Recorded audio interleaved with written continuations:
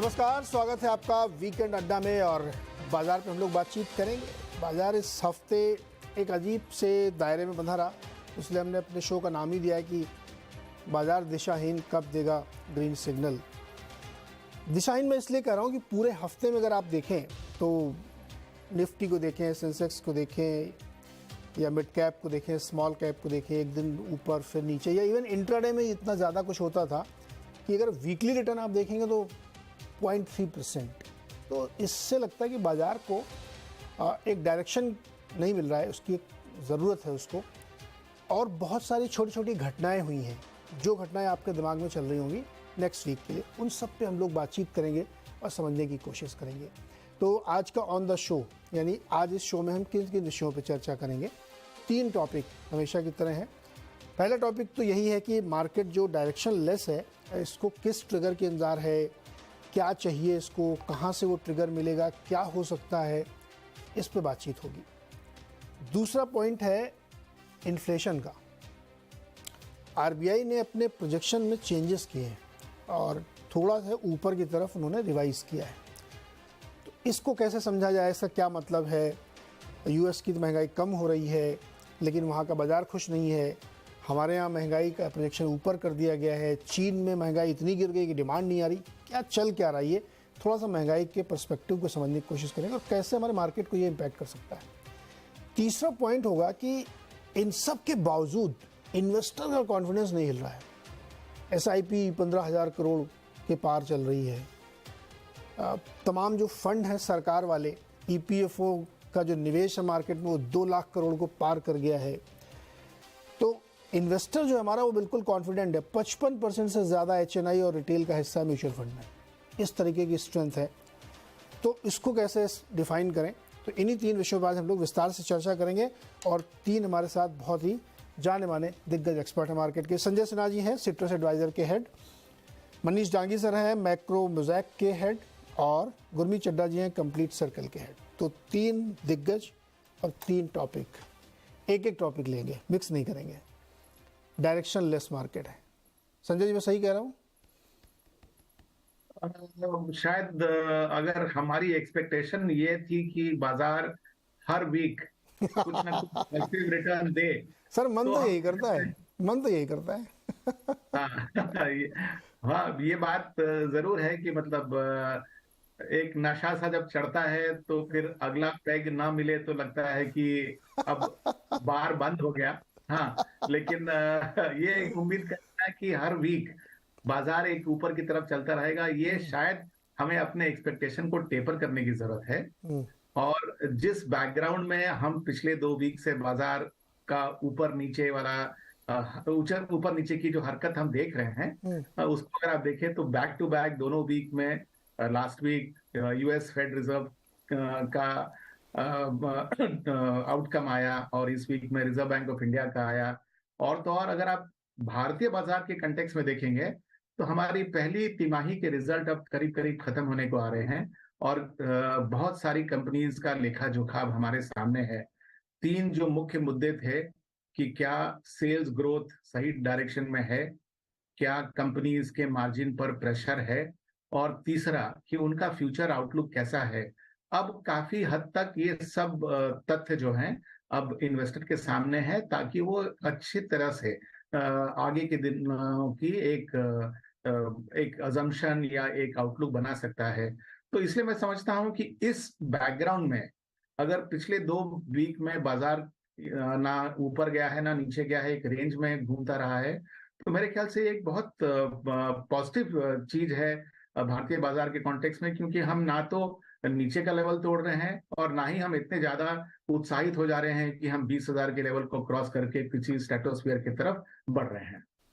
Sanjay sir, अगर market नीचे की तरफ चला जाता ना तो मैं अपने शो का नाम ये रखता कि अब वैल्यू बाइंग का टाइम आ गया है, या मार्केट से दूर रहें। बट अभी क्या करें, वो जब गए नहीं किधर, बीच में खड़ा है तो हमने कहा अब डायरेक्शन लेते, चौराहे पे खड़ा हुआ, इसको समझ नहीं आ रहा किधर किधर इसको जाना चाहिए। एक चीज़ और हुई संजय जी, उस पर भी आपका जवाब चाहिए। पूरा रिजल्ट सीजन अगर हम लोग देखें ना तो अच्छा था, शानदार नहीं था उसमें, क्योंकि मैं 2 बयान से मैंने अपनी व्यू बनाया है। सारी कंपनियां ये कह रही कि मैक्रो पिक्चर पे हम लोग कॉशियसली ऑप्टिमिस्टिक है, ये बहुत फेवरेट डायलॉग कंपनियों का। और जब बैंकों के पास आप जाइए, निम्स वगैरह सब हिट हो रहे हैं उनके, उसके बावजूद कह रहे हैं कि नहीं क्रेडिट ग्रोथ रोबस्ट, और वो है भी 20% की ग्रोथ का आंकड़ा आरबीआई ने सामने रखा है। ये क्या मतलब, उनको लग रहा है कि कुछ मैक्रो पिक्चर गड़बड़ है, बैंकों को लग रहा है क्रेडिट ग्रोथ चल रही, तो पैसा ले कौन रहा है फिर ये? तो देखिए, एक तो बहुत दिनों के बाद प्राइवेट सेक्टर में केपेक्स हो रहा है। हाँ। दूसरी बात, जो कि काफी रियल एस्टेट कंपनीज के मैनेजर्स ने भी आके कहा है अपने आउटलुक में, कि भले पिछले करीब साल भर से इंटरेस्ट रेट्स ऊपर की तरफ जा रहे हैं, लेकिन हाउसिंग डिमांड में कोई कमी नहीं दिख रही है। तो एक सेगमेंट जो वो है जो बढ़ता ही रहा है।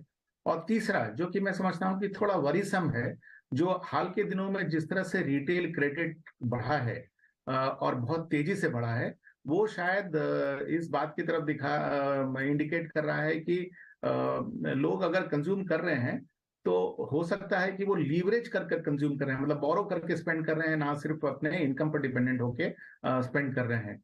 तो ये मेरे ख्याल से 3 कारण हो सकते हैं जिसके कारण क्रेडिट ग्रोथ काफी मजबूत है।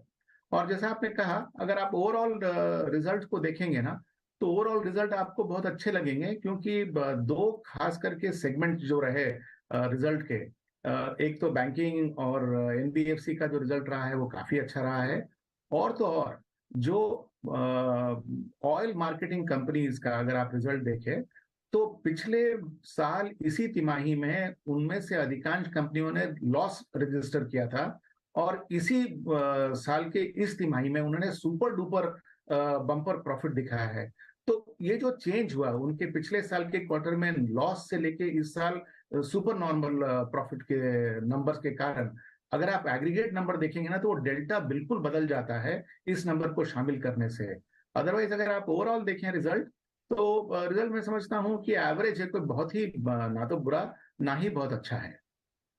मनीष जी, मार्केट किधर चलेगा, उत्तर की तरफ या दक्षिण की तरफ?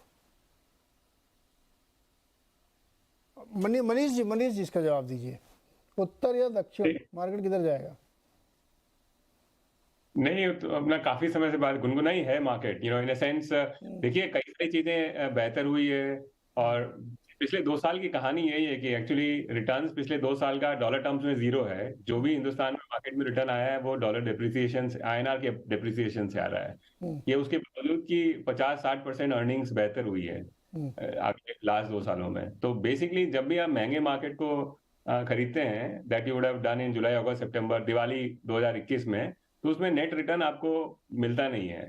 फिलहाल भी वही सिचुएशन है कि काफी इन्फ्लेशन मैक्रो दुनिया के अंदर बेहतर हुआ है, लेकिन ग्रोथ मैक्रो जो है अब यूरोप में, बड़ी कॉल इट, चाइना में काफी खराब हो गया है। और यूएस भी इंक्रीमेंटली, अब मैंने आपको अपने इन्वेस्टर्स को भी लिखा था, पुट आउट भी किया था पब्लिकली, कि यूएस के अंदर भी एट मार्जिन अब बेरिश लग रहा है। टेक का जो बहुत बड़ा रैली है, वी कैप्चर्ड इट। मेरे ख्याल से यहाँ से इंक्रीमेंटली बहुत अच्छा मोमेंटम नहीं रहेगा। तो जब ये सारे चीजों के चलते ऐसा आपको लगता है कि शायद पेसिमिज्म हो, लेकिन लोकल मैक्रो ठीक ठाक है। हमारी अर्निंग्स 40% से ग्रो नहीं करेगी अगले 2 साल में, तो शायद 30% से तो वेरी लाइकली ग्रो करेंगी ही। रेट्स मोटा मोटी पीक हो चुकी हैं। ऑयल का थोड़ा बहुत टेंशन है, वापस ऊपर आया है, लेकिन करंट अकाउंट डेफिसिट काफी ठीक ठाक है। तो उस चक्कर में ऐसा हो सकता है, मान सकते हैं कि जो पिछले 2 साल का मेरा व्यू, 1.5 साल का व्यू था कि इंडिया अंडर परफॉर्म करेगा in aggregate because of poor macro, मेरे ख्याल से, और एक्सपेंसिव वैल्यूएशन, यहाँ से इंक्रीमेंटली अगला साल शायद यूएस अंडर परफॉर्म करेगा इंडिया से। तो रिलेटिव फंड मैनेजर अगर मैं हूं, तो मैं बोलूंगा कि नहीं, इंडिया बेहतर लग रहा है। लेकिन बिकॉज 19-20 टाइम के ऊपर अभी भी मैं मार्केट को महंगा ही समझता हूँ वनिस्पत जहां बॉन्ड यील्ड्स हैं। तो बिटवीन बॉन्ड्स और इक्विटी के अंदर अभी भी मुझे लगता है कि नहीं, इक्विटी महंगे हैं। तो इसलिए नेट रिटर्न उतना ही आने वाला है नीरज जी, अगला 1 साल में भी, जो पिछले 2 साल में आया है, 7-8-9% का रिटर्न आएगा। तो ये जो डायरेक्शनलेस मार्केट एक चौराहे पे खड़ा हो गया है, ये गिर के अपने आप को ठीक करेगा या समय बिता के अपने आप को ठीक करेगा? मतलब टाइम करेक्शन लेगा या प्राइस करेक्शन लेगा, क्या लेगा ये? तो महंगी चीजों का जनरली जब बहुत महंगे नहीं होती है, जो पिछले 2 साल में हमेशा ऐसा ही था कि कभी बहुत महंगी नहीं थी, तो उसमें ऐसा ही होता है, वो गुण की तरह से धीरे धीरे खाती है इन्वेस्टर को। कोई बहुत बड़ा भूचाल सा आ जाए अचानक से, कि नहीं कोई क्रेडिट क्राइसिस आ जाए यूएस यूरोप में कहीं पे भी, तो वो हम उन लोगों के साथ दे देंगे अपने आप को 25-30% से। विदाउट दैट इंडिया के अंदर लोकली ऐसा कुछ बहुत बड़ा टेंशन नहीं लग रहा है जिसकी वजह से इंडिया प्रेसिपिटेट हो जाए। लेकिन वो हमेशा ऐसा ही होता है ना, पिछले 20 साल का इतिहास है कि जो अक्सर जो बड़ी रिस्क इंडिया के अंदर आती है वो बाहर से ब्लो इन करती है। लोकली तो इतने गरीब देश हैं, इसमें बहुत बड़ा कुछ होता नहीं है। आई मीन जब भी होता है तो बैंकिंग क्राइसिस इनहेरेंट लोकल होती है, तो वो it takes lot of time to actually play out. तो इसलिए लोकल मैक्रो को समझ करके इंडिया के अंदर बहुत बड़ा कभी भी सेल ऑफ नहीं आएगा, तो बाहर अगर होता है तो ही आएगा। तो इसलिए आपका एकदम बढ़िया है, गुनगुना सा मार्केट है, ना इधर ना उधर। कुछ कुछ महीने अच्छा चलेगा, कुछ महीने खराब करेगा, नेट नेट बॉन्ड से 1-2% ही ऊपर कमाएगा। भाई गुरमीत जी, मैं तो एक साइड वाला आदमी हूँ, मुझे बीच में खड़े रहना पसंद नहीं है। या तो ये चले या गिरे ये बीच में जो खड़ा हुआ है ना, थकाऊ मार्केट, एक हफ्ते में 0.3%, ये क्या है, ये क्यों हो रहा है ऐसा? नीरज जी, 16,800 से 19,800 आया है, 3,000 पॉइंट आया है 2 महीने के अंदर। थोड़ा कंसोलिडेशन उसके कारण भी है। पहले यूएस का रेटिंग डाउनग्रेड हुआ, जिसने 2 दिन थोड़ा मार्केट को, लोगों ने 2011 की तुलना की उसकी, जब एसएनपी ने पहली बार डाउनग्रेड किया था यूएस को, और लगा कि वापस से शायद डॉलर इंडेक्स ऊपर जाएगा और बॉन्ड यील्ड शूट अप करेगी। बॉन्ड यील्ड इतना शूट अप नहीं हुई जितना पहली बार जब रिएक्शन हुआ था।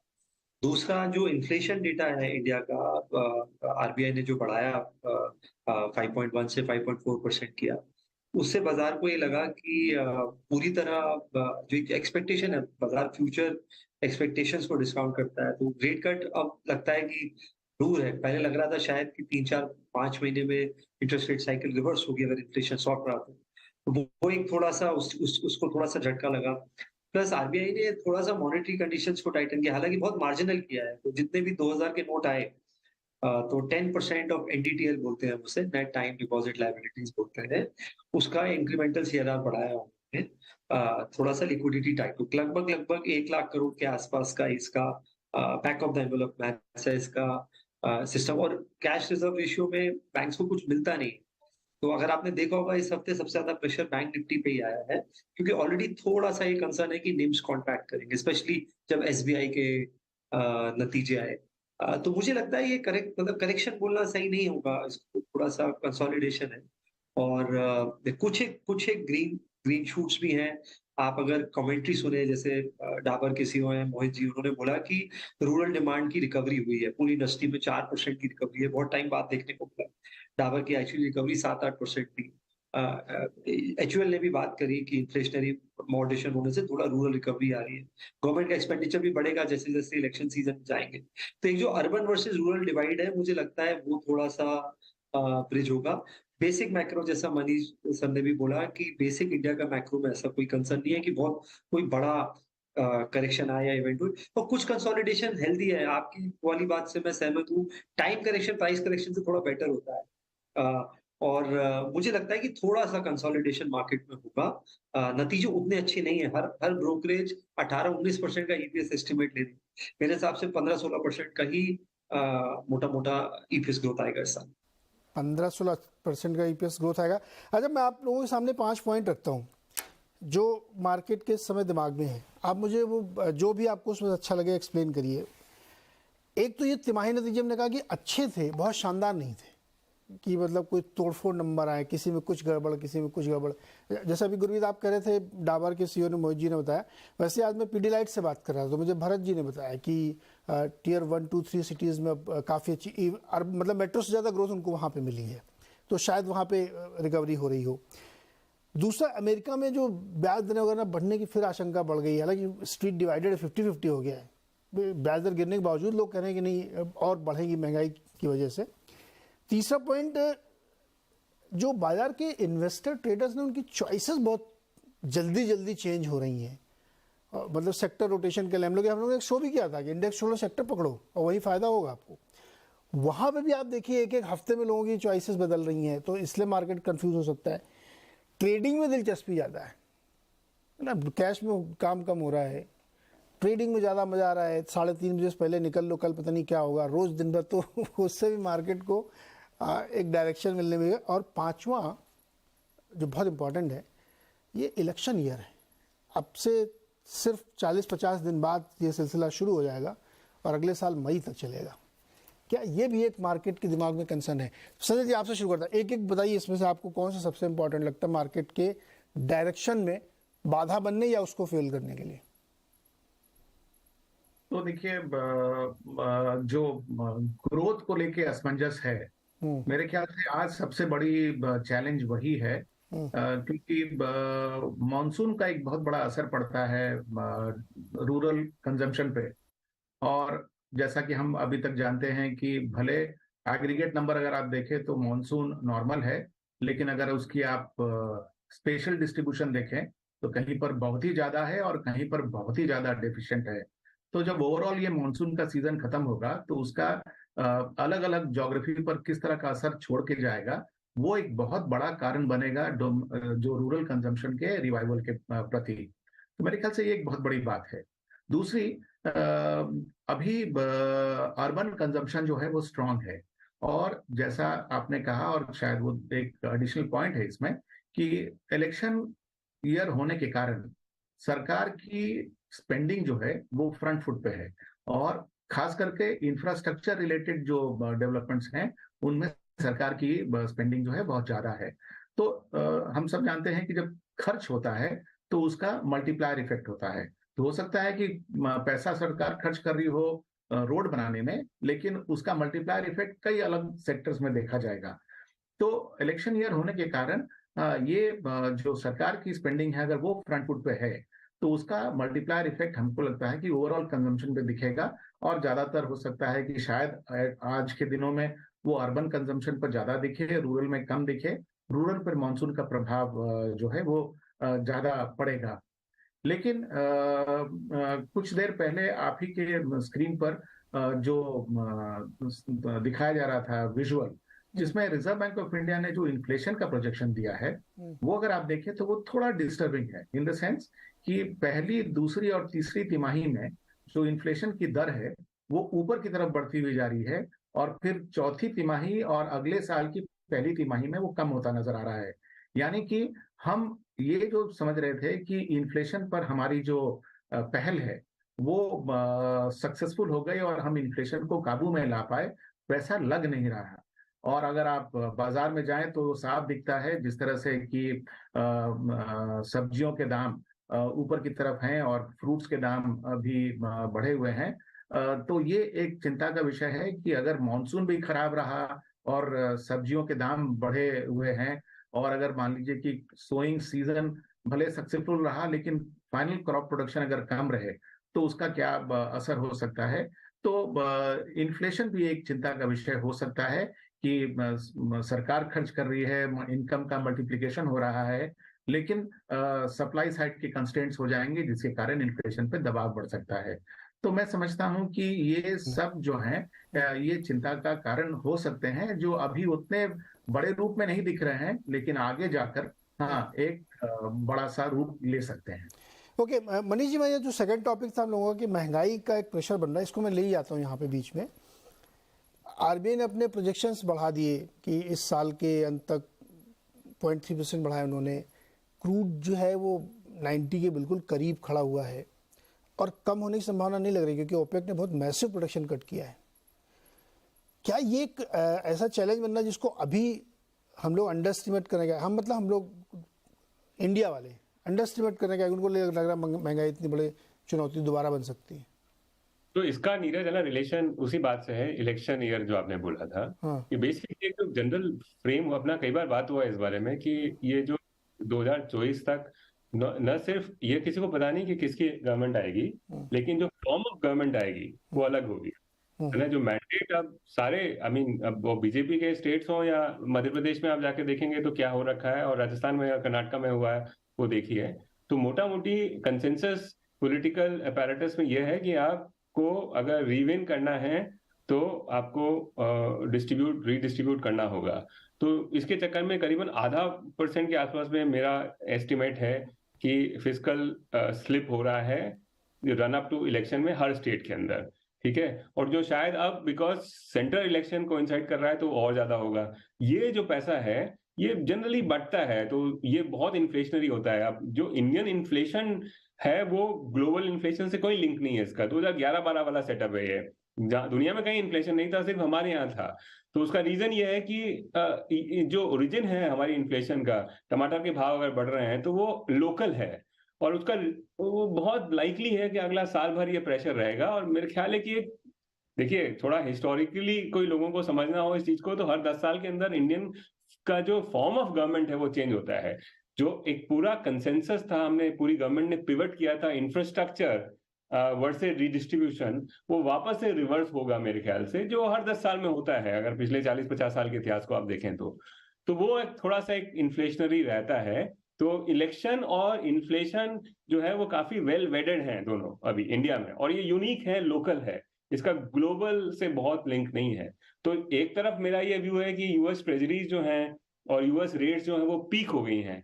मेरा ये भी व्यू है कि यूएस के अंदर एक मेजर डिसइन्फ्लेशन हो सकता है, और उसकी वजह से मेरा जो सबसे बड़ा ट्रेड है एक ग्लोबल मैक्रो है कि और लॉन्ग यूएस ट्रेजरीज को अगर आप इन्वेस्ट कर सकते हैं, टीएलटी जिसको बोलते हैं, तो वहां पे एक बड़ा पैसा बन सकता है।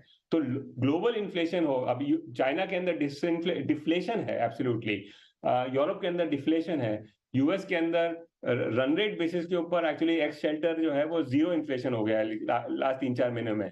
लेकिन लोकली इन्फ्लेशन का जो रिवर्सल हुआ है वो बहुत लोकल रीजन की वजह से हुआ है। 2010-11 के अंदर वो एमएसपीज के चलते हुआ था। इस बार रीडिस्ट्रीब्यूशन, डायरेक्टली आदमी के पास में पैसा पहुंचाएंगे हम लोग, तो वो जो खरीदता है जो रोजमर्रा की जिंदगी में जो यूज होता है उसके भाव बढ़ेंगे। और अनफॉर्चुनेटली इंडिया के अंदर 50% इन्फ्लेशन जो है वो रोजमर्रा की चीजें हैं। ऐसा यूएस में नहीं है, ऐसा यूरोप में नहीं है, हमारे यहाँ है। तो अगर आटे दाल के भाव अगर बढ़ेंगे, हमारे यहाँ टमाटर के भाव बढ़ेंगे, तो इन्फ्लेशन बड़ा बदतमीजी कर सकता है, तो वो कर रहा है।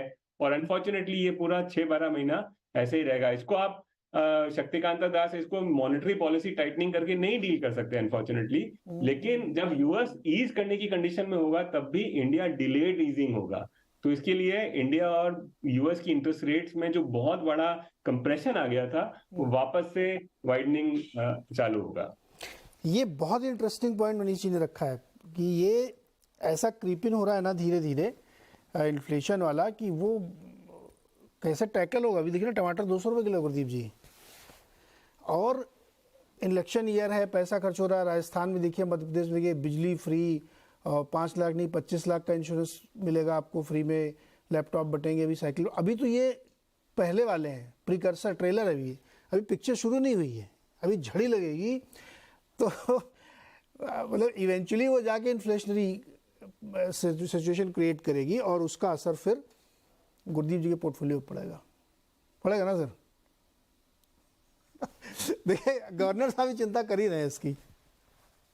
देखिए जी, मनीष जी ने अच्छी बात बोली। मुझे लगता है एक जो बड़ा कंसर्न मुझे लगता है कुछ जो जिसका शायद हो सकता है ये साल ना प्ले आउट हो बट इवेंचुअली होगा, ये जो यूएस का डेट क्राइसिस है, ये थोड़ा सा मुझे लगता है। अब उनका बजट फिस्कल डेफिसिट नंबर देखिए, बजट डेफिसिट नंबर देखिए, 1.5 ट्रिलियन क्रॉस कर चुका है YTD। इंटरेस्ट पेमेंट जुलाई में उन्होंने करीबन $73 बिलियन की करी, तो $1 ट्रिलियन का इंटरेस्ट पेमेंट कर रहे हैं। हाउस होल्ड डेट 17 ट्रिलियन के आसपास है, क्रेडिट कार्ड डेट 1 ट्रिलियन है, स्टूडेंट लोन 1.5 ट्रिलियन है। ये ऐसे सॉल्व नहीं होगा, मतलब और अगर ब्याज इतना ऊपर रहेगा तो कोई ना कोई क्रेडिट इवेंट आएगा, और क्रेडिट इवेंट की एक खासियत होती है वो बताता नहीं है, सडनली अपेयर होता है। तो ये एक रिस्क है ग्लोबल मार्केट्स को मेरे हिसाब से, जो कि एक बड़ा रिस्क है। और जैसा मनीष सर ने बोला कि जो क्राइसिस हमेशा आता है इंडिया के बाहर से आया है, जब भी बड़ा क्राइसिस आया है पिछले कुछ सालों से, जब से हम लोग मार्केट में, तो ये वॉच करना जरूरी है और थोड़ा सा केयरफुली ट्रेड करना चाहिए। और फिच ने इसी फिस्कल डिटेरियोरेशन की बात करी थी जब रेटिंग डाउनलोड किया था। सोशल सिक्योरिटी स्पेंडिंग से डेफिसिट स्पेंडिंग $500 बिलियन ज्यादा है और बढ़ता जा रहा है। इसको कंटेन भी करना है और साथ में इंटरेस्ट कॉस्ट भी नीचे लानी है। दूसरा मुझे लगता है नीरज जी, एक जो इंडिया में जो ये जो लिक्विडिटीज की हम चर्चा इतना नहीं करते हैं, और हम थोड़ा हफ्ते मार्केट को एनालाइज करते हैं। मैंने पहले बोला है कि ये 2003 से 7 की साइकिल थोड़ा थोड़ा मिलती जुलती है। फर्क ये है कि तब आप शायद 12-13 के पी पे थे, अभी आप 20-21 के फॉरवर्ड पे हैं।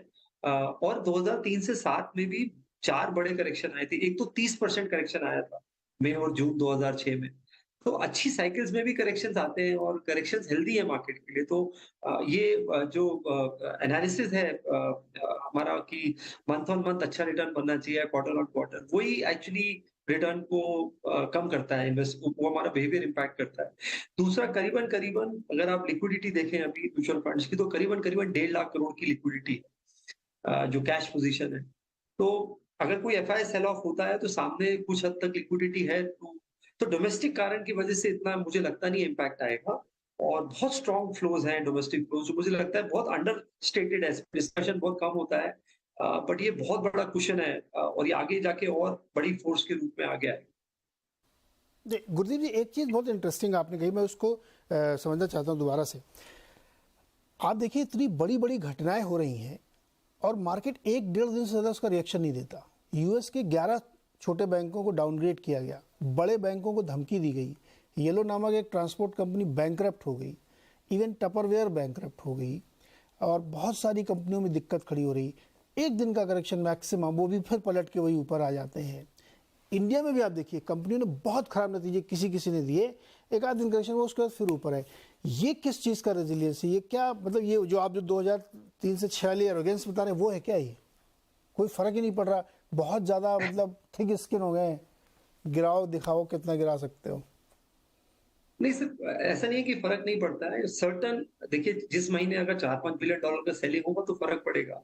जब तक, तो अभी आपने ईपीएफओ के नंबर आए नीरज जी, आपने देखा होगा 2 लाख पिछले क्वार्टर 13,500 करोड़ के आसपास ईपीएफओ ने ईटीएफ्स में लगाया, और अभी भी वो 15% की लिमिट पे नहीं है, अभी भी 10% के आसपास की लिमिट है। मतलब 4,500 करोड़ ईपीएफओ का मंथली इनफ्लो गया इक्विटी में। 15,000 करोड़ से ऊपर एसआईपी कब है, और अगर आप इंश्योरेंस और बाकी ऐड करेंगे डायरेक्ट तो और 2,000-3,000 करोड़ है। तो मोटा मोटा $2.5 बिलियन के आसपास का strong month on month domestic flows है। थोड़ा बहुत मॉडरेट होगा ये करेक्शंस में, इसमें 10-20% का मॉडरेशन है, बट तो ये लिक्विडिटी पोजीशन स्ट्रांग है और ये बढ़ेगी। जी, मैंने पहले भी बोला था कि जब मैं इंडस्ट्री में था आज से 10-12 साल पहले, रिलायंस म्यूचुअल फंड में होता था, 1500 करोड़ की सिर्फ बुक होती थी, आज 15,000 करोड़ की है। तो ये नंबर भी बढ़ेगा, और जैसे जैसे इकोनॉमी नए माइलस्टोन करेगी, तो एक जो डिपेंडेंसी है हमारी आउटफ्लो की, जो हम पहले एकदम से सडन आउटफ्लो से जो लार्ज करेक्शन आते थे, मैं ये नहीं कहूंगा कि बिल्कुल हम डीलिंक हो गए हैं, डिपेंडेंसी जरूर कम। संजय जी, ये हम लोगों ने देखा कि एक सेक्टर चर्निंग वाला इशू में आप लोगों से समझना चाहता, आपसे भी वनी जैसे भी, ये बहुत जल्दी हो रहा है। और जैसे अभी फार्मा में देखिए क्या ज़बरदस्त रैली कुछ ही समय में बन जा रही है। क्या निवेशकों के दिमाग में, ट्रेडर के दिमाग में एक सेट ऑफ माइंड चेंज है क्या ये, या वाकई सेक्टर में अब इतनी तेजी से बदलाव हो रहे हैं कि आपको पकड़ना ही पड़ेगा? क्या है क्या ये? कुछ सोशल मीडिया का भी रोल है नीरज जी। जिस इंफॉर्मेशन इतनी जल्दी, पहले जो इंफॉर्मेशन एज था, आज से 10 साल पहले इंफॉर्मेशन बहुत सिलेक्ट लोगों के पास होती थी, तो उसका आपको अल्फा भी मिलता था, एडवांटेज भी मिलता था। अब क्योंकि डेटा डेमोक्रेटाइजेशन है, तो इंफॉर्मेशन बहुत जल्दी प्रोसेस होती है। हम आप देखिए, इंस्टा रील्स देखते हैं 30 सेकंड की, हमारा अपना अटेंशन स्पैन भी कम हुआ है। तो मुझे लगता है ये बिकॉज क्योंकि इंफॉर्मेशन बहुत जल्दी अवेलेबल होती है और बहुत बड़े यूजर बेस पे बिल्ड होती है, बहुत जल्दी प्राइस पे रिफ्लेक्ट करती है, इसलिए बहुत जल्दी मूवमेंट है। तो और ये आपको अपनी स्ट्राइड पे लेना पड़ेगा, और जो इन्वेस्टर इसको प्रोसेस कर सकता है कि ये टेस्ट मैच है, मुझे हर बॉल पे रन नहीं बनाना है, और मैं मेरा जब अगर लंबा खेलूंगा तो मुझे मेरे स्कोरिंग अपॉर्चुनिटीज मिलेंगी, उसको एक डेफिनेट एज है। आप देखिए, फार्मा बीटन डाउन था 2 महीने पहले, कोई नहीं पूछ रहा था फार्मा, और 2021 में फार्मा स्पेशलिटी केमिकल सबसे फेवर्ड सेक्टर। तो एक साल में पोजीशन, और अब फार्मा में आप देखिए पिछले 15 दिन में कैसे रिकवरी आई है। ब्रांडेड उसमें हॉस्पिटल्स में हमने देखा ही है बहुत स्ट्रॉन्ग। कुछ बदला भी है कि ऐसे ही आ गए थे जी? कुछ क्या चेंज क्या हुआ फंडामेंटली, कुछ बदला क्या? नहीं, दो चीजें हुई नीरज जी। एक तो जो नतीजे थोड़े से बेहतर आने शुरू हुए, यूएस की जो प्राइसिंग प्रेशर था कम हुआ जेनरिक्स में, ब्रांडेड फार्मा के नतीजे बहुत अच्छे आए, मैनकाइंड का नतीजा अच्छा आया, सिप्ला ने बहुत अच्छे नतीजे दिए। और अगर आप हॉस्पिटल्स में देखेंगे तो अब थोड़ा सा एक कैपिटल डिसिप्लिन आ गया है। जैसे पहले अपोलो ने पूरे इंडिया में हॉस्पिटल्स खोल दिए, तो एसेट क्रिएशन से फायदा नहीं हो रहा। अगर आप देखेंगे, अब मैक्स को देखेंगे फॉर एग्जाम्पल, वो सिर्फ दिल्ली बॉम्बे में फोकस कर रहा है। मेदांता ने नॉर्थ पकड़ा हुआ है, दिल्ली, लखनऊ, और तो हर नारायण हृदयालय मेट्रो में इतना सक्सेसफुल नहीं हो रहा है, नीचे थोड़ा अच्छा काम कर रहा है। तो थोड़ा सा मुझे लगता है कैपिटल डिसिप्लिन और कैपिटल एलोकेशन डिसिप्लिन आया है, नतीजे अच्छे हुए हैं, बेस का इम्पैक्ट वो था। सीडीएमओ भी एकदम बीटन डाउन था, हमने देखा कुछ कंपनीज के अप्रूवल आए मॉलिक्यूल्स के और अच्छा गाइडेंस दिया, आगे लंपी बिजनेस है, तो नतीजे और गाइडेंस की वजह से हुआ और वैल्यूएशन बहुत ही रीजनेबल रह गए थे। 4% वेटेज रह गया था निफ्टी फार्मा का इंडेक्स में, जो कि बहुत ही अंडर रिप्रेजेंटेड था, तो कुछ हद तक वैल्यूएशन। जी अच्छा, मनीष जी मुझे एक चीज़ बताइए कि क्या ये जो सेक्टर या स्टॉक के मेट्रिक्स हैं वो कुछ बदल गए हैं क्या इस समय? देखने का नज़रिया बदला है ट्रेडर और इन्वेस्टर का, जिसकी वजह से बहुत तेज़ी से चीज़ें बदल रही हैं, और इसकी वजह से आप लोगों की लाइफ में क्या ये असर पड़ रहा है कि जो कन्वेंशनल तरीका था मेट्रिक्स वो लगाने में अब दिक्कत हो रही है? धीरज, अलग अलग सेटअप होते हैं। सेक्युलर सेटअप होता है जिसके अंदर फ्लोज और जनरल सेक्युलर ग्रोथ आउटलुक जो है वो कोइंसाइड करते हैं। तो उसमें क्या होता है कि जो ट्रेंड्स होते हैं वो लॉन्ग टर्म में प्ले आउट होते हैं, है ना। तो इसलिए पोर्टफोलियो के अंदर जो चर्न होता है वो कम हो जाता है ना। तो बेसिकली बिकॉज दोनों कोइंसाइड कर रहे हैं, पैसा भी बहुत आ रहा है इंक्रीमेंटली, लेकिन जो एग्जिस्टिंग थीम्स हैं क्योंकि वो सेक्युलर हैं तो उसी में हर फंड मैनेजर वापस या मार्केट उसी में पार्टिसिपेट करने की कोशिश करता है। कई बार ऑफ कोर्स उल्टा हो जाता है कि न फ्लोज हैं और न कोई सेक्युलर थीम है, तो फिर अफरा तफरी रहती है मार्केट में। कुछ ही समय ऐसा होता है, ब्रीफली 2015-17 में हुआ था ऐसा, 18 के अंदर भी ब्रीफली हुआ था कि 15-16 में, सॉरी, और 18 में, कि जब एक्चुअली फ्लोज तो हैं लेकिन कोई सेक्युलर थीम नहीं है। हार्ट टू हार्ट आपको नहीं लग रहा है कि ऐसा कुछ मैसिव कुछ बिंज हो रखा है, तो अब करे क्या आदमी को? जब फ्लोज हैं और थीम अगर कोई सेक्युलर नहीं है, तो इंक्रीमेंटल जो आपके पास में पैसा आ रहा है, 15,000 करोड़ रुपए स्मॉल कैप वाले को बेचारे को दे दिए कि लास्ट महीने में, वो करेगा क्या? तो वो ढूंढेगा नई चीज। एग्जिस्टिंग पोर्टफोलियो में उसको लगता है चीजें महंगी है, उसको नहीं लगता है कि इतनी चीजें इतनी अच्छी हैं जितनी मार्केट उसका खुद का पोर्टफोलियो बता रहा है जिस भाव पे है, तो उसमें कंफर्टेबल नहीं है वो, तो वो ढूंढने की कोशिश करता है कि चलो कोई और चीज लेके आए। तो क्या चीज लेके आए? तो फिर इसलिए वो रोटेट होते हैं थीम्स की, भाई क्या चीज अच्छी नहीं करी है पिछले कुछ महीनों में और सालों में, क्या अंडर परफॉर्म किया है वर्सेस सेंसेक्स। तो फिर क्या है कि सुबह सुबह जो मॉर्निंग मीटिंग्स के अंदर फंड मैनेजर्स अपने सीआईओ के साथ बैठते हैं, तो हम ये डिस्कस करते हैं कि यार एक काम करते हैं, क्या जो वर्स्ट परफॉर्मिंग सेक्टर्स कौन से हैं? तो भाई फार्मा है। अच्छा, इतना कुछ खराब आया क्या परफॉर्मेंस इसके अंदर? बोले नहीं, ये 2 में अच्छा आया परफॉर्मेंस, इतना बुरा नहीं है, चलो इसको चलाते हैं अभी। तो इंक्रीमेंटली जो ग्रोथ है उसको ऐड किया जाता है। अब मैं आपको ये नेचुरल किस तरह से एक फंड मैनेजमेंट सेटअप, छोटा बड़ा मीडियम साइज, कैसे बिहेव, वो बता रहा हूँ। उसका रीजन वो नहीं है कि वो गलत है, उसका रीजन है कि एग्जिस्टिंग पोर्टफोलियो में अनकंफर्टेबल है कि वो महंगा लग रहा है उसको, तो करे क्या? तो इसलिए वो रोटेशन वाले ट्रेड्स जो है वो इंक्रीमेंटल फ्लो को अब्सॉर्ब करने के लिए उस रोटेशन ट्रेड को प्ले आउट करना पड़ता है। सर ये बहुत ही अच्छी बात आपने बताई है। मैं इसको दर्शकों से कहूँगा दोबारा से जब ये रोल आउट होगा तो सुने इसको, कि ज़रूरी नहीं है, कई बार ऐसा होता है कि आपके पास चॉइस नहीं, पैसे है कि कुछ तो करना है ना, तो चलो ढूंढते कौन सबसे अंडर वैल्यूड है। अच्छा ये वाला स्टॉक कुछ दिक्कत नहीं लेकिन फिर भी नहीं चल रहा, चलो इसमें पैसे लगाते हैं, क्योंकि तो ये कंपल्सिव बाइंग है आपकी विदाउट एनी साउंड रीजन, लेकिन आपको करना है तो इसलिए आप कर रहे हैं। संजय जी आप करते हैं क्या ऐसा? देखिए ये कंपल्शन जरूर कभी कभी पैदा होता है, इसको डिनाई नहीं किया जा सकता, लेकिन आप एक और स्टेटिस्टिक पर भी नजर डालिए नीरज जी। हाँ 12.5 करोड़ डीमैट अकाउंट्स हो गए। हाँ, और अगर आप इसमें इसकी एज प्रोफाइल को एनालाइज करेंगे तो आप पाएंगे कि इस 12.5 करोड़ जो नए डीमैट अकाउंट्स का हिस्सा, इस 12.5 करोड़ में करीब करीब 7 करोड़ तो नए डीमैट अकाउंट्स हैं जो पिछले 4 साल में आए हैं। ये अधिकांश डीमैट अकाउंट्स मेरे ख्याल से यंग लोगों के हैं, जिनका रिस्क एपेटाइट पहले वाले इन्वेस्टर से कहीं ज्यादा है, और उनका decision making and turn around time भी पहले के इन्वेस्टर से बहुत क्विक है। तो ये भी एक कारण है कि लोग, आप देखिए बाजार में लोगों का इंटरेस्ट एक सेक्टर या एक स्टॉक समूह से हटके दूसरे सेक्टर या दूसरे स्टॉक समूह की तरफ चला जाता है। लेकिन जैसा गुरमीत और मनीष भी कह रहे थे, इसी में आज अगर आप देखें तो एक बहुत बड़ा रिस्क जो है वो धीरे धीरे डेवलप हो रहा है, क्योंकि हिस्टोरिकली भी अगर आप देखें तो 2001 में जो मार्केट का ब्लो आउट हुआ था, या फिर 2008 में जो मार्केट का ब्लो आउट हुआ था, इन दोनों केसेस में आप देखेंगे कि एक चीज कॉमन था कि बाजार का पूरा अटेंशन सिर्फ एक समूह की तरफ चला गया था। 2001 में वो पूरा का पूरा इंटरेस्ट आईटी स्टॉक्स में चला गया था। 2007-2008 में वो इंफ्रास्ट्रक्चर की तरफ चला गया था। और आज के माहौल में ये पूरा इंटरेस्ट जो है वो स्मॉल कैप स्टॉक्स पर कॉन्सेंट्रेटेड हो गया है। मेरे ख्याल से वहां पर एक पोटेंशियल बबल जरूर बन रहा है। और जिस तरह से इंस्टीट्यूशनल मनी ये समझ के स्मॉल कैप फंड्स की तरफ आ रहे हैं कि फंड मैनेजर तो सोच समझ के डिसीजन लेगा, हाँ वो फंड मैनेजर भी अपने कंस्ट्रेंट्स के अंदर काम करते हुए उसी बबल को और बड़ा बनाने में शायद उसका भी मैं समझता हूं कि अनविटिंग पार्टिसिपेंट हो गया है वो उस प्रोसेस में। तो ये बाजार की जो ग्रीड है कि जहां पर उसको रिटर्न का पोटेंशियल हिस्टोरिकल परफॉर्मेंस से देख रहा है, वो उसी समूह की तरफ वो अपना पूरा ध्यान केंद्रित कर देता है, ये नहीं रियलाइज करते हुए कि ये थ्योरी ऑफ रिफ्लेक्सिविटी है कि हमारी expectation of an event and its outcome are all related to each other. यानी कि हम एक्सपेक्ट कर रहे हैं कि स्मॉल कैप अच्छा करेगा और हम उसी में पैसा दिए जा रहे हैं, तो ऑब्वियसली उसके उसकी खरीदारी बढ़ रही है तो उसका डिमांड बढ़ रहा है और उसके प्राइस बढ़ रहे हैं, और हम छाती ठोक के ये कह रहे हैं कि देखो मैंने कहा था ना कि स्मॉल कैप अच्छे करेंगे।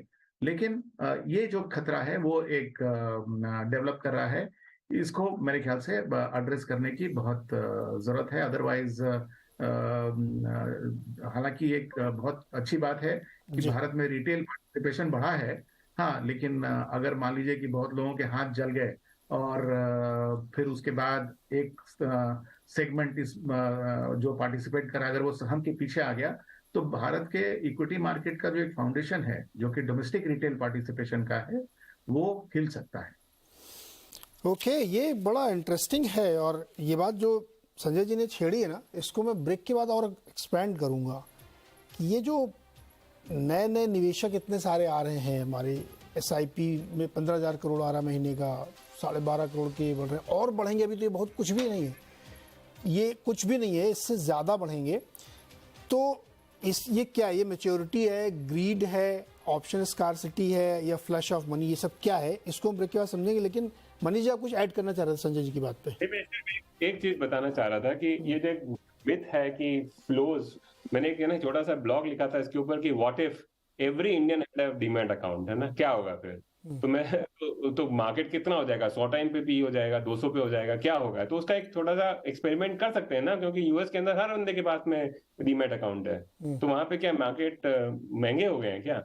सो काउंटर फैक्चुअली अगर even if everyone had demat account in India, तो अगर आप इसको थोड़ा सा डीप डाइव करेंगे ना, तो ये समय नहीं आपके पास क्योंकि मेरे पास आधा मिनट ही आपने दिया है, आपको आपका पी जो है फिर भी उतना ही आएगा।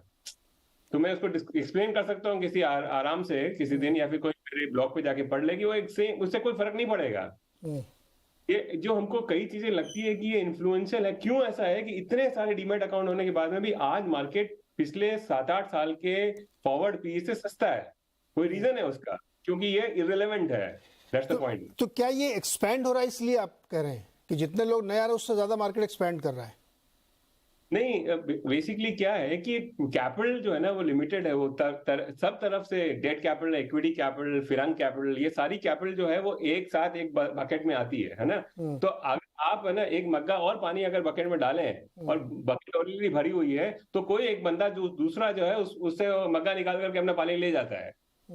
आप नीचे की थ्योरी लगाना सर, एडजस्टमेंट पिछले 100 साल में डॉक्यूमेंटेड एडजस्टमेंट्स हैं। तो कभी भी किसी भी कंट्री में ब्रीफली इंक्रीमेंटल एक्सटर्नल या इंटरनल फ्लो से छोटा डेल्टा आ सकता है, क्या व्हाट यू कॉल मल्टीपल्स में, है ना, अगर वो डिसेंट मार्केट है तो। छोटा मंगोलिया का मार्केट तो हमने देखा था 2011-12 के अंदर, वो एक्चुअली 100 टाइम पे हो गया था जब गोल्ड माइन निकली थी वहां की। लेकिन ठीक ठाक मार्केट के अंदर ये ऑलमोस्ट ऐसा इंडिकेटर है कि वो एक ट्रेडर के लिए बहुत इंपॉर्टेंट है, बट एक्चुअली किसी इन्वेस्टर के लिए बहुत रेलेवेंट नहीं है। एक छोटी सी बात यही बोलनी थी मैंने। नहीं ठीक है, आपने एक बहुत बड़े दार्शनिक हुए नीचे, वो ये कहते थे कि दुनिया में सुख और दुख की मात्रा तय है, इतना ही है, वो इधर ज्यादा चल जाएगा उधर ज्यादा चला जाएगा, वो रहेगा उतना ही तो पैसा भी उतना ही इधर इधर जाता था। तो एक छोटी सी बात कि 100% अगर पैसा अगर इक्विटी हो जाए और डिपॉजिट 0 हो जाए, हर आदमी सारा पैसा अगर इक्विटी में लगाएंगे, तो क्वेश्चन ये है कि आपका रिटर्न कितना हो जाएगा? तो पता है क्या होगा, रिटर्न वही होगा जो वैक है बेसिकली, इक्विटी और डेट का जो एवरेज है उतना रिटर्न आप इक्विटी में आएगा, तो मोस्ट प्रॉब्ली 8.5 का आएगा। एग्जैक्टली तो चलिए छोटा सा ब्रेक लेते हैं, ब्रेक के बाद मैं दोबारा इसको लेके आऊंगा कि ये जो पैसा इतना आ रहा है हमारे इन्वेस्टर्स का, ये क्यों आ रहा है, वो लोग क्यों लेके आ रहे हैं, इसमें ज़्यादा कमाने के लिए लेके आ रहे हैं या ऑप्शन नहीं है, एफडी में उतना अच्छा पैसा मिल नहीं रहा, तो चलो मार्केट में लगाते हैं, इसको समझेंगे क्योंकि नंबर्स काफ़ी बड़े। ब्रेक के बाद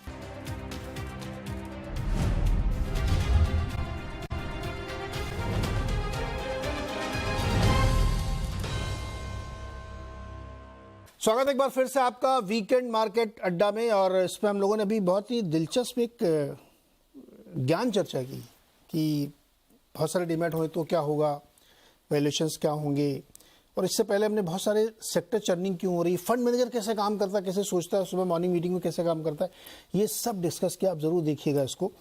अब हम इस सेगमेंट में ये बात करने वाले हैं कि जो हमारे यहाँ नंबर आ रहे हैं इक्विटी कल्चर के हिसाब से, वो बहुत ज़्यादा आ रहे हैं, बहुत पैसे आ रहे हैं म्यूचुअल फंड में, लोग खूब पैसे लगा रहे हैं, ईपीएफओ वाले भी मार्केट को ही लग रहा है कि खूब पैसे लगा रहे हैं। तो मुझे क्यों ऐसा हो रहा है गुरमीत जी, 4 चीज़ें मुझे समझ में आ रही हैं, आप 5वीं भी जोड़ सकते हैं। मैच्योर हो रहा है इसलिए खूब पैसे लोग लगा रहे हैं, इक्विटी में लगा रहे हैं, या लालच है कि भाई बहुत पैसे उधर बन रहे हैं। गुरमीत जी रोज़ जो है एक ट्वीट करते, देखो 10 साल पैसे लगाया तो इतने गुना हो गया, अरे बाप रे मैं तो मिस कर गया, अभी मैं उधर ही जाऊँगा। फिर एक होता है कि नहीं कोई ऑप्शन ही नहीं है, 6% की एफडी 7% की, इससे अच्छा चलो मार्केट में लगाते हैं। या फिर वाकई लोगों के पास सरप्लस मनी आ रही है और उनको एक नया एवेन्यू चाहिए जहाँ पे ये एक बेस्ट एसेट क्लास मिल रहा है उनको। क्या है रीजन? नीरज जी 3 कारण है, बड़े कारण है। एक एलोकेशन शिफ्ट हो रहा है रियल एस्टेट, गोल्ड, फिजिकल से फाइनेंशियल एसेट में, कुछ हद तक यंग जनरेशन कर रही है। जब हम पहली जॉब लगी थी तो पहली चीज हम सोचते थे कि घर ले, ईएमआई ले। आज की जनरेशन ऐसा नहीं सोचती है, क्योंकि वो थोड़ा एसेट लाइट रहती है। ये एक बिहेवियर स्टडी है, आप और कभी इस पे पूरा एक शो कर सकते हैं, बट थोड़ा सा एसेट ओनरशिप पैटर्न बदल रहा है यंग जनरेशन का। लिक्विड एसेट चाहिए, डिजिटल एसेट चाहिए उनको, और वो एसेट ओनरशिप से ज्यादा एसेट एक्सपीरियंस में बिलीव करते हैं। तो स्पेंडिंग पैटर्न चेंज हो रहा है, उनको जिंदगी ज्यादा जीनी है। दूसरा, एक इकोनॉमी का फॉर्मलाइजेशन होता है। करीबन 12-13 परिवारों के पास, करोड़ लोगों के पास ही बैंक अकाउंट है। आज 85% एडल्ट्स के पास बैंक अकाउंट है। तो फॉर्मलाइजेशन ऑफ इकोनॉमी हो रहा है। इसलिए मैं इससे सहमत नहीं हूँ कि जितने मर्जी डीमैट अकाउंट खुले या आए उससे, क्योंकि इंडिया अलग मार्केट है। इंडिया में फ्लोट लिमिटेड है, इंडिया का इनफॉर्मल इकोनॉमी बहुत बड़ी है। तो एक जो फॉर्मलाइजेशन ट्रेंड है उससे हम, एक्चुअल आंकड़े किसी के पास भी नहीं है, बट ये बहुत बड़ा, ये सपोर्ट भी करता है इंडिया को रिसेशन में, जो हमारा एक कैश इकोनॉमी है, पैरेलल इकोनॉमी। तीसरा, आप अगर एवरेज प्रमोटर होल्डिंग यूएस में देखेंगे, बड़ी कंपनीज में तो कुछ बहुत कंपनी में प्रमोटर ही नहीं है सिंगल डिजिट। इंडिया में वो अगर आप गवर्नमेंट को इंक्लूड कर दें तो 50% से ज्यादा है। तो फ्लोट का एक इशू है, उतना सप्लाई नहीं आता है जितना आना चाहिए। चौथा, मुझे लगता है नीरज जी, एक धीरे धीरे लोगों को थ्रू आप मीडिया भी एजुकेट कर रहा है, फाइनेंशियल एडवाइजर्स भी एजुकेट कर रहे हैं कि इन्फ्लेशन एडजस्टेड रिटर्न सिर्फ 2 ही एसेट क्लास में लॉन्ग रन में आ रहे हैं। एक रियल एस्टेट में आता है, एक्विटी में आता है। और एक्विटी में कम कैपिटल से आता है, रियल एस्टेट में आपको एक सिग्निफिकेंट कैपिटल चाहिए फिर भी। तो एवरेज एक्यूपेंसी बढ़ रही है। लोगों को ये समझ में आ रहा है कि एक आपको कॉर्पस क्रिएट करना है कंटिन्यूअसली, क्योंकि लाइफस्टाइल इन्फ्लेशन जो हमारे अभी आंकड़े आ रहे हैं सीबीआई से काफी बड़ा है, जो एक एस्पिरेशनल मिडिल क्लास है। तो कई सारे फैक्टर हैं जो इसको प्रमोट कर रहे हैं। कुछ हद तक सबसे बड़ा इम्पैक्ट मुझे लगता है डिजिटाइजेशन का है। जो हमने बैंक अकाउंट्स खोले हैं, जो पूरा डिजिटल स्टैक बनाया है, उसका बहुत बड़ा कंट्रीब्यूशन है। और धीरे धीरे नॉर्थ में, जैसे वेस्ट में इक्विटी कल्चर थोड़ा ज्यादा रहा है, नॉर्थ में इन पर्टिकुलरली थोड़ा सा जो रियल एस्टेट वाला पोर्शन है और फिजिकल गुड वाला पोर्शन है, वो काफी हद तक इक्विटी में मूव कर रहा है। ओके, ये है। संजय जी, आपको क्या लगता है ये इतना जबरदस्त फ्लो जो बना हुआ है, इसका क्या कारण है? तो देखिए, एक कारण तो है जो कि मिक्सचर है 2 एक्रोनिम के, टीना और फोमो। ओके। हाँ, पहला वाला तो देयर इज नो ऑल्टरनेटिव। अगर आप आज देखेंगे, जो लोग सर्विस से रिटायर कर रहे हैं, वो भी अपने रिटायरमेंट कॉर्पस का कुछ हिस्सा इक्विटी में लगाना चाहते हैं, बिकॉज उनको लगता है कि जो उनको डेट से रिटर्न मिल रहा है या एफडी से रिटर्न मिल रहा है पोस्ट टैक्स, वो उनको उदासीन करता है।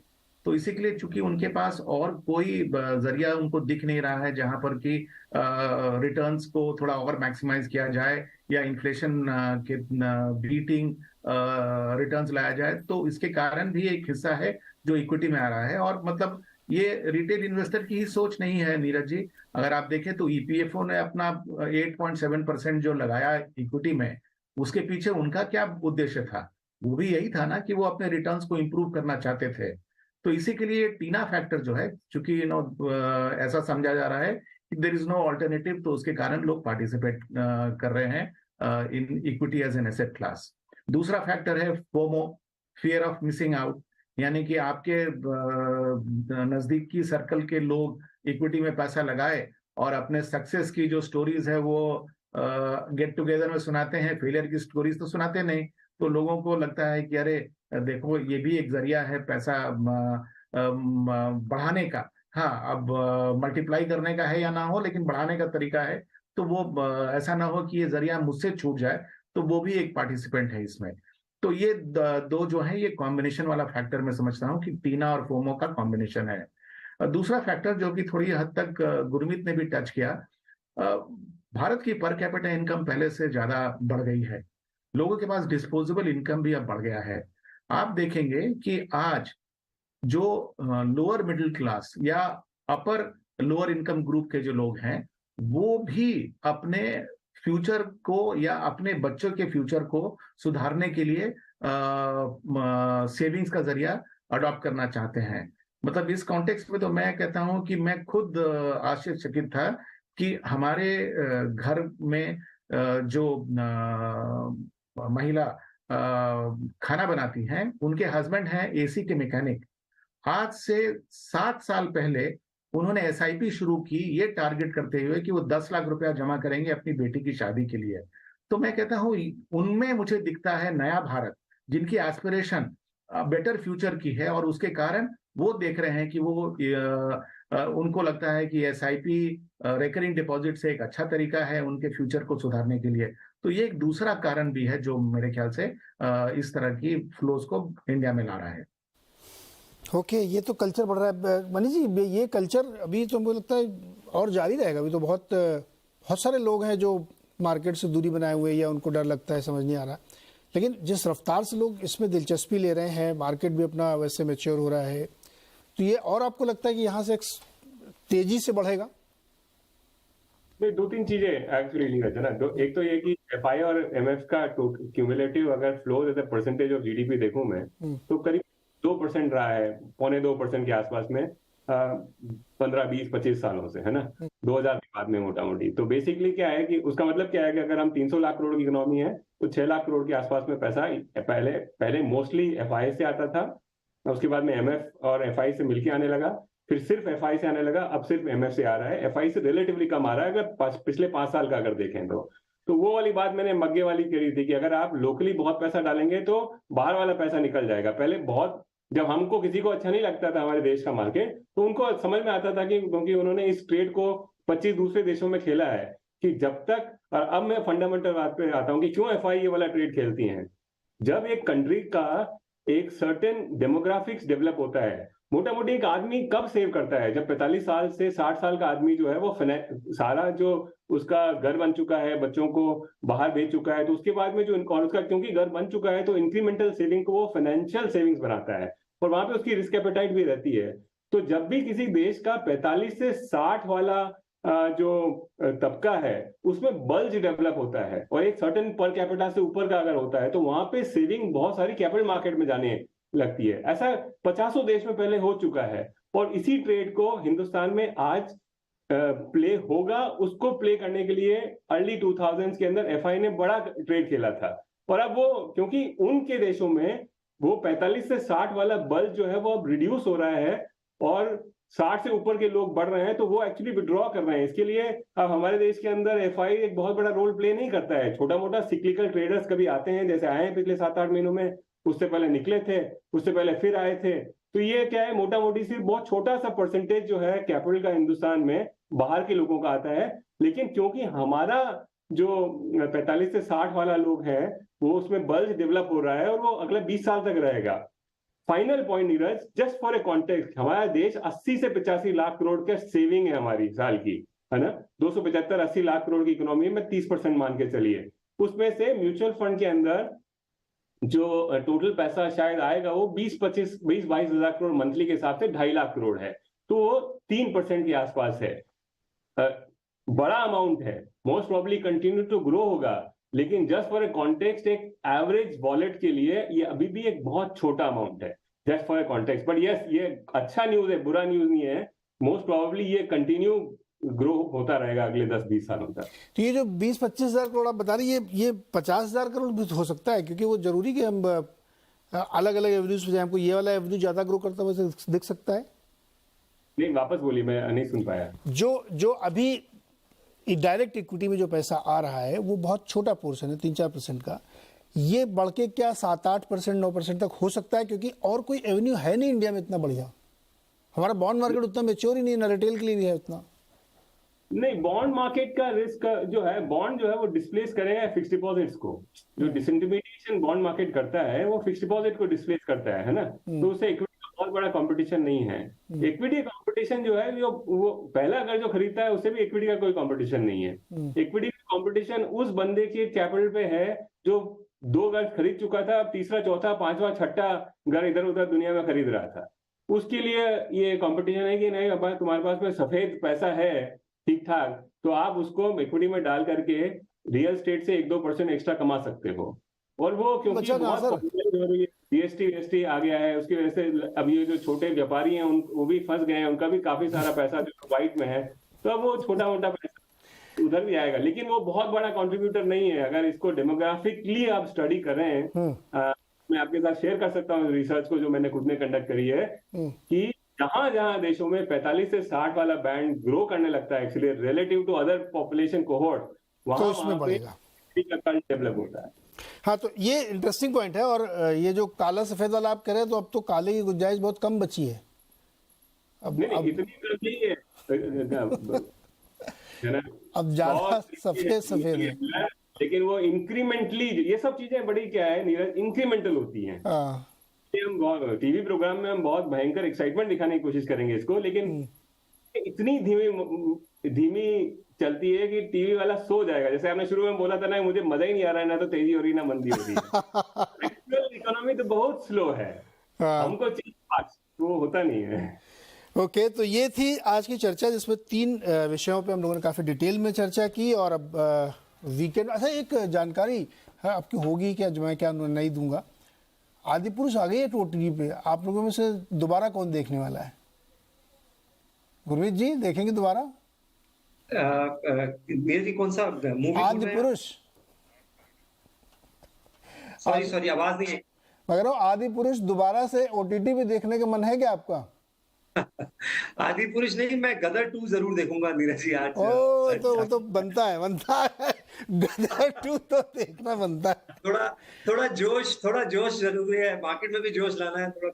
संजय जी आप क्या कर रहे हैं, गदर 2? हाँ, मेरा भी झुकाव उस तरफ रहेगा।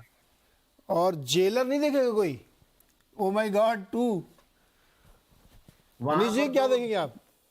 मोदी जी की स्पीच सुनूंगा। उनका अभिषेक। आप क्या मोदी जी की स्पीच सुनेंगे? हाँ, उनकी मैंने पूरी सुनी नहीं थी, तो आज पूरी इतना लंबा पूरा 2 घंटे का स्टोरी है, तो सुनूंगा आज। 2 घंटा 20 मिनट आप सुनिए, बिल्कुल। चलिए, खैर ये है वीकेंड का प्रोग्राम हमारे दोस्तों का, जो लोग करेंगे। और ये शो आपने नहीं देख पाए हैं, मिस करके बीच में कम देखा है, तो दोबारा देखिएगा, ये कई बार आपको वीकेंड के दौरान देखने को मिलेगा। बहुत बहुत शुक्रिया सर। अगले हफ्ते हम लोग फिर नए विषयों के साथ जुड़ेंगे, कुछ नई चीज़ें और आपको सिखाएंगे। बहुत बहुत शुक्रिया हमारे साथ जुड़ने के लिए।